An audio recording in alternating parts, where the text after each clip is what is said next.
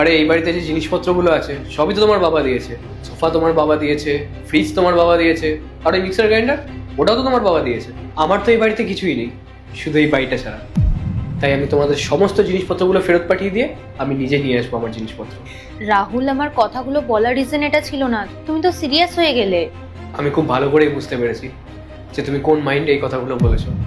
পূজা, এই বাড়িতে যা জিনিসগুলো আছে না সেগুলো কোনোটাই আমার না, সব কিছুই তোমার। তুমি আমাকে সবসময় ফিল করিয়েছো যে আমি এই বাড়িটা রেন্ট নিয়ে থাকি।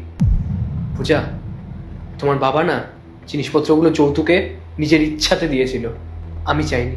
আর হ্যাঁ, কি তুমি আমাকে সবসময় জিনিসপত্রের খোঁটা দাও? একটা কথা মাথায় রেখো পূজা, তুমি এই বাড়িতে আসার আগেও না এই বাড়িতে সমস্ত জিনিসপত্র ছিল। আমি তোমার সমস্ত জিনিসপত্র তোমার বাড়িতে পাঠাবো, তারপর এই বাড়িতে নতুন করে জিনিসপত্র নিয়ে আসবো, আর যেগুলো শুধু আমার একার না, আমাদের হবে। ঠিক আছে রাহুল, আই এম সরি, কিন্তু তুমি আমাকে ভুল বুঝছো। আমি তোমাকে ভুল বুঝছি না, যেটা বোঝার সেটাই বুঝছি। আর হ্যাঁ, এই ওয়াচটা তোমার বাবা দিয়েছিল না? আরে রাহুল, তুমি এটা কেন খুলছো? এটাও ফেরত দিয়ে দিও।